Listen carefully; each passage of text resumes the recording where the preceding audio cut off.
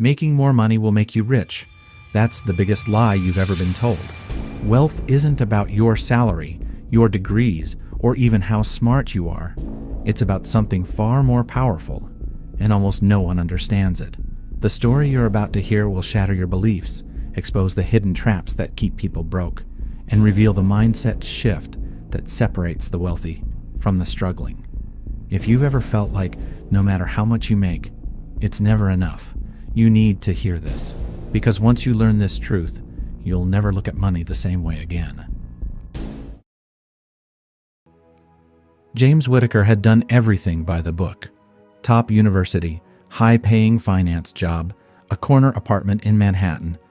On paper, he was winning at life.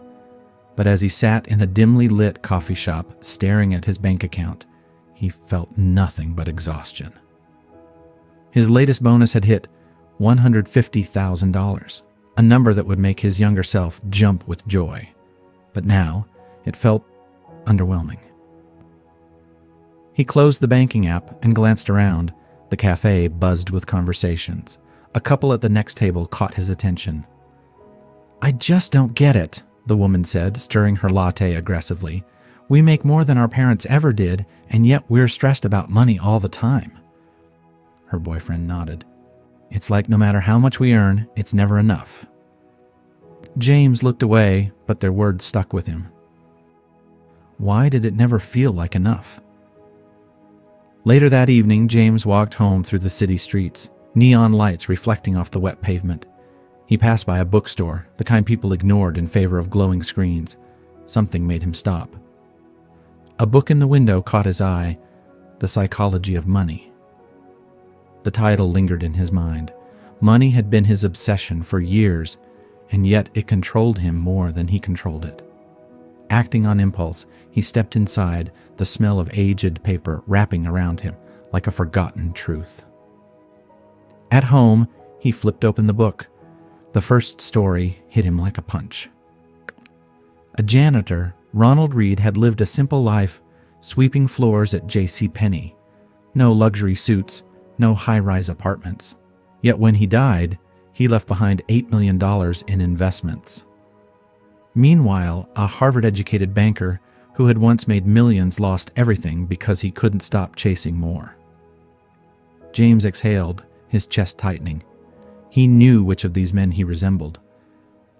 And for the first time, he realized maybe he had been playing the wrong game all along. James couldn't sleep that night. The story of Ronald Reed haunted him. How could a janitor, a man who likely never made more than $30,000 a year, die a multi-millionaire, while Ivy League-educated professionals drowned in financial stress? He thought about his colleagues, about Andrew, who had just bought a penthouse, or Melissa, who showed off her new Porsche last week. They all made absurd amounts of money, yet somehow they still complained about being broke. Was he like them? James had always assumed wealth was about how much you earned. But this book, this simple paperback from a dusty bookstore, was forcing him to ask a different question. What if wealth wasn't about income, but about behavior? The next morning, James walked into his firm's office, greeted by the usual whirlwind of ringing phones and hushed conversations about stocks. "James, big news," his coworker Ryan grinned. "End-of-year bonuses just leaked." James felt a familiar rush of anticipation. "Melissa got $300K, Ryan continued. "Andrew, $500K. And you, my friend, $150K. James forced a smile, but his stomach twisted. $500,000. Andrew had earned more than triple his bonus. Ryan clapped him on the back. "Not bad, right? Drinks on you tonight?" James nodded, but something inside him shifted. Just yesterday, $150K had felt like a lot. Now, it felt like an insult. He spent the rest of the day distracted, thinking back to the book. Wealth is what you don't see. Andrew might have a $500K bonus, but how much of it would he keep? That night, James skipped the celebration and went home early. He opened the book again, eager to learn more. And what he read next changed everything. James sat in his apartment, the city lights flickering through his window. He had spent years believing that more was the answer. More money, more prestige, more success. But now, the book in his hands was exposing a truth he had never considered. Enough is a decision, not a number. He flipped to a chapter about Rajat Gupta, a man who had everything: wealth, power, respect. Yet he threw it all away chasing more, landing himself in prison for insider trading. Gupta wasn't desperate. He was already worth $100 million. He didn't need more. He just didn't know how to stop chasing it. James leaned back, staring at the ceiling. Was he on the same path? His entire life had been a race, not for survival, but for validation. He had convinced himself that each bonus, each promotion, would finally make him feel secure. But it never did. Hey, sorry to interrupt. If you're enjoying this story so far, consider hitting that subscribe button. Your support truly means the world to us. All right, let's continue. The next morning, James walked to work, watching the endless stream of people in expensive suits and stressed expressions. For the first time, he wondered how many of them were actually free. Not rich, free. His phone buzzed, a message from his boss. Meeting in 10, need projections for Q1, urgent. James sighed and picked up the pace. At his desk, he glanced around. Everyone here had money, yet they were all trapped, stuck in a cycle of earning more to spend more, believing happiness was just one promotion away. James exhaled, gripping the book in his bag. Maybe it was time to play a different game. Maybe freedom was the real goal all along. James sat in the boardroom, pretending to listen as his boss rattled off quarterly targets. For years, these meetings had felt like life or death moments. Every projection, every percentage point determined his future, his worth. But now, he felt detached, like an outsider watching a game he no longer wanted to play. What was the end goal? Melissa, the one with the Porsche, sat across from him, nodding along to the presentation. She had just gotten a $300K bonus, twice his, and yet, just last week, she had joked about how her credit card bill was an absolute nightmare. Andrew, the $500,000 man, looked equally tense. James knew for a fact that he had stretched himself thin on mortgage payments for his luxury penthouse. These people weren't winning. They were running, faster and faster on a treadmill that never stopped. The meeting ended, and James barely remembered what was discussed. He walked back to his desk, pulled out The Psychology of Money, and flipped to a highlighted passage. Wealth is the ability to stop chasing. His heart pounded. For the first time in his life, he wondered, what if he already had enough? That evening, James took a different route home, passing by a quiet park. Instead of rushing inside, he sat on a bench, watching the world move around him. A father jogged by, his daughter laughing as she struggled to keep up. An older couple sat side by side, hands intertwined, lost in conversation. None of them looked like they were chasing anything. James opened his banking app, staring at the numbers. He had savings, more than enough to cover his needs, yet he had spent years acting as if he were broke, trapped in a cycle of more. But what if enough wasn't a number? What if it was a choice? His fingers hovered over his phone as an idea formed. Maybe it was time to stop playing someone else's game. The decision lingered in James's mind all night. Could he really walk away from the race he had spent his entire life running? His entire identity was built around achievement, around winning. If he stopped chasing the next big paycheck, the next promotion, then who was he? At 2 a.m., unable to sleep, he reached for The Psychology of Money again. A highlighted section caught his eye. The hardest financial skill is getting the goalpost to stop moving. That was it. That was his problem. Every time he reached a milestone, he set another. He wasn't building wealth. He was just moving the finish line. James exhaled and made a decision. He grabbed his laptop and started typing an email. The next morning, James walked into the office feeling lighter. He had just done something unthinkable. He turned down a promotion. His boss had been stunned. "Are you sure?" she had asked, eyebrows raised. "This puts you on track for VP in 2 years." "I know," James had said, "but I don't want it." It felt surreal saying those words out loud. For the first time in his life, he wasn't reaching for the next rung on the ladder. He was stepping off the ladder entirely. Word spread fast. By lunchtime, coworkers were whispering. Ryan, his closest friend at work, pulled him aside. "Dude, what the hell? You refused a promotion?" James just smiled. "Yeah." Ryan blinked. "Why?"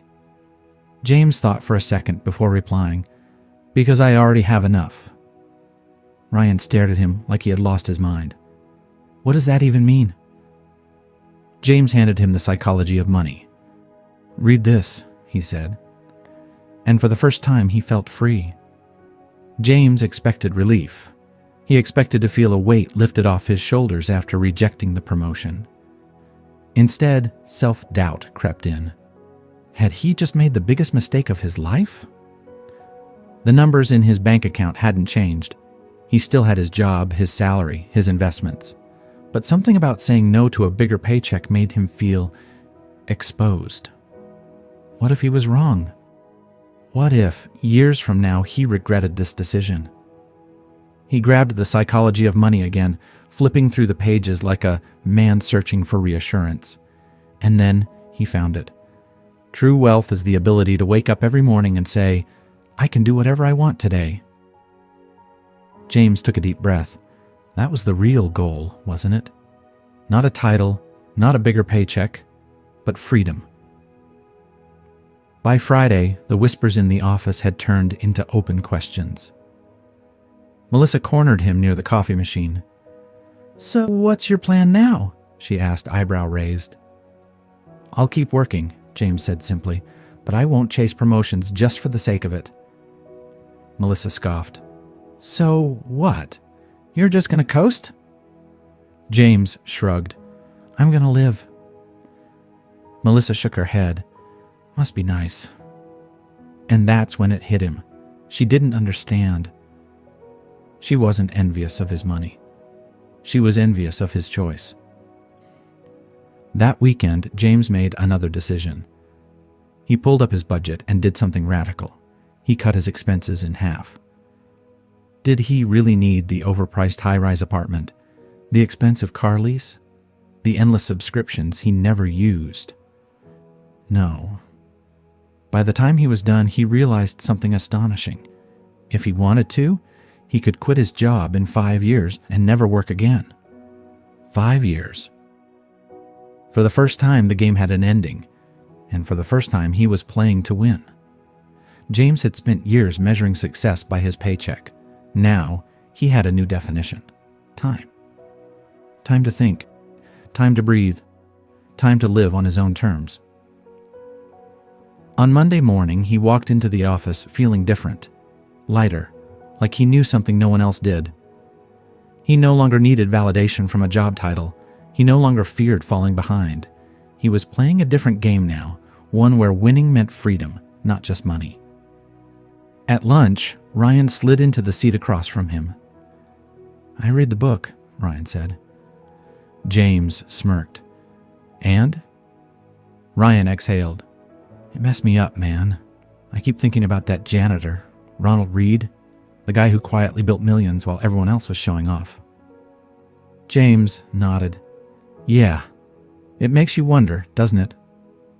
Ryan hesitated, then leaned in. "How did you know? That you were ready to stop chasing?"